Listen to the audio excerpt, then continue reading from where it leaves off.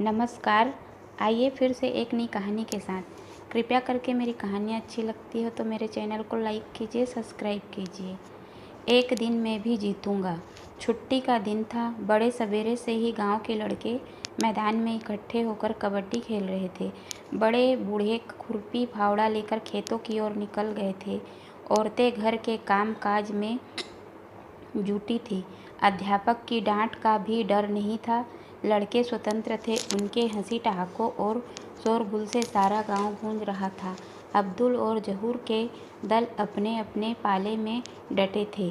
दोनों अपने अपने दल को जिता देने की भरकस कोशिशें में लगे थे। पर आज जहूर का पलड़ा भारी था। एक तरफ अब्दुल और गोपाल ही बचे थे और दूसरी ओर जहूर का पूरा दल था। लोग सांस रोके खेल देख रहे थे। बारी आई तो जहूर गर्व से सीना फुलाकर कबड्डी कबड्डी कहता हुआ अब्दुल के पाले में जा घुसा। वह अपनी जीत के प्रति आश्वस्त था और इस कारण उत्साह से भरा हुआ था। उसके उत्साह से सचमुच कमाल कर दिखाया। गोपाल ने धैर्य खोकर जहूर को पकड़ने की कोशिश की, पर जहूर के कसरती शरीर के आगे उसकी एक न चली। एक ही झटके में जहूर ने स्वयं को छुड़ाकर सीमा रेखा पार कर ली।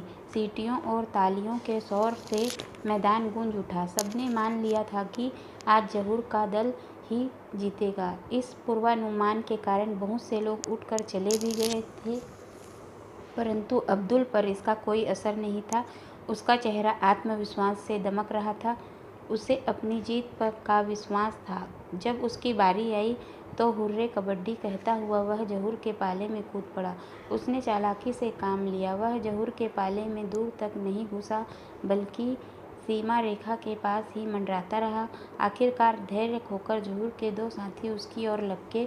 अब्दुल को इसी वक्त का इंतजार था। जैसे ही उन्होंने उसे दबोचा, उसने एक पैर फुर्ती से अपने पाले में पहुंचा दिया। दोनों के आश्चर्य की सीमा न रही। वे चिल्ला चिल्लाकर अब्दुल का उत्साह बढ़ाने लगे। अब्दुल का आत्मविश्वास दूना हो गया। उधर जहूर के दल में खलबली मच गई। जीत को अपने हाथों से फिसलता देख उनका आत्मविश्वास ढल गया। फिर तो घंटों का खेल मिनटों में खत्म करके अब्दुल के दल ने जीत हासिल कर ली। साथियों ने खुशी के मारे अब्दुल को कंधों पर उठा लिया और अब्दुल भाई जिंदाबाद के नारे लगाने लगे। यह देख जहूर मन ही मन कुढ़ गया। अब्दुल उसका छोटा भाई था। अपने सामने छोटे भाई को ऊंचा उठता देखकर उसे ईर्ष्या होने लगी। वह वहां से चल दिया। तभी पीछे से एक लड़के ने पुकार कर कहा, जहूर भैया और नहीं खेलोगे? आज छुट्टी का दिन था। तय था कि दोपहर ढले एक जमकर खेल होगा। अभी सूरज सिर पर भी नहीं आया था और जहूर जा रहा था। यह देखकर उस लड़के ने टोका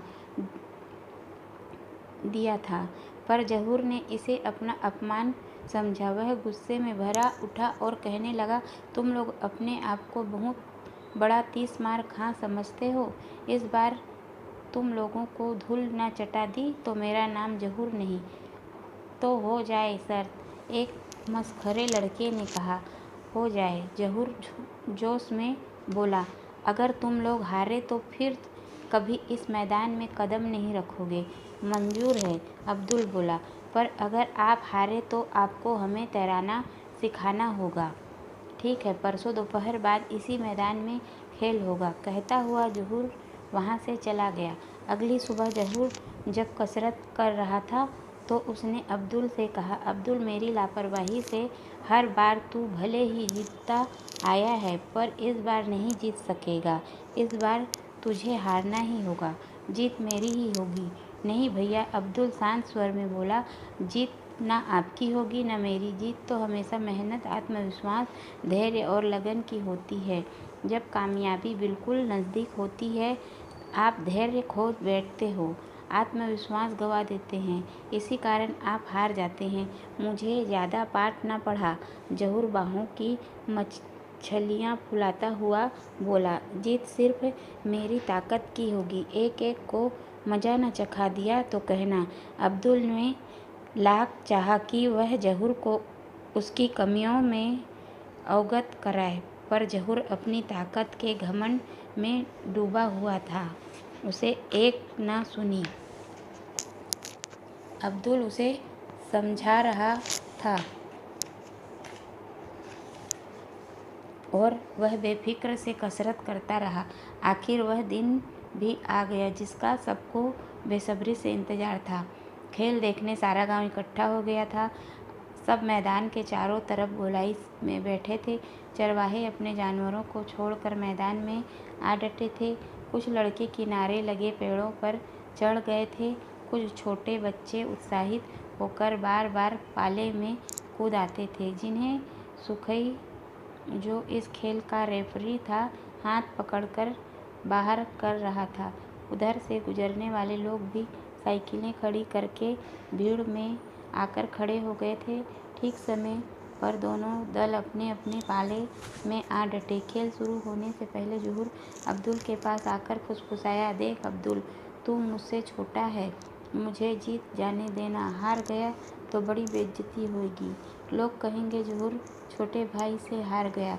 तू समझ गया ना मेरा मतलब। इससे पहले कि अब्दुल कोई जवाब दे पाता, सुखई ने खेल शुरू करने की सीटी बजा दी। दोनों अपने अपने पाले में जा पहुँचे।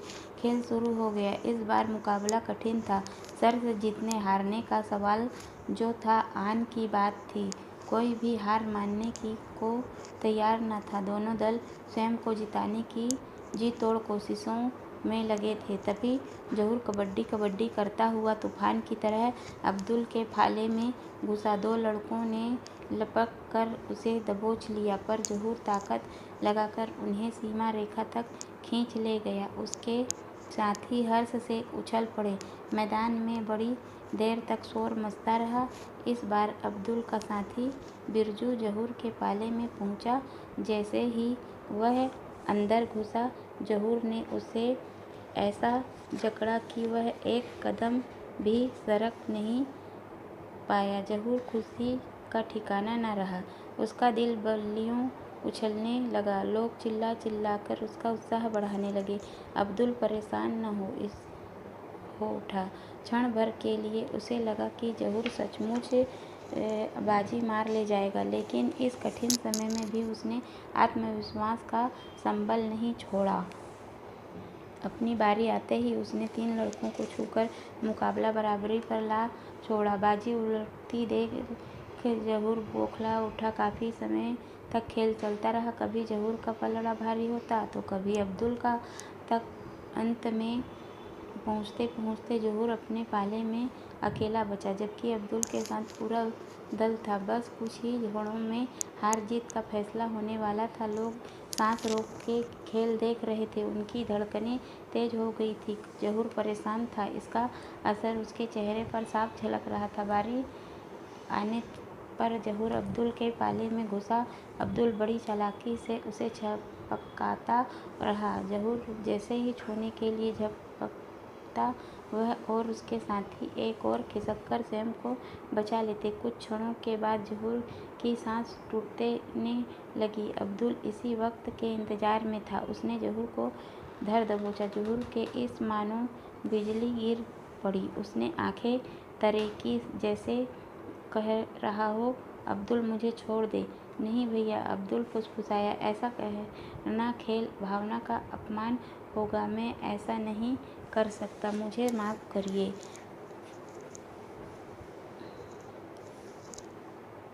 अगले ही पल जहूर की सांस टूट गई।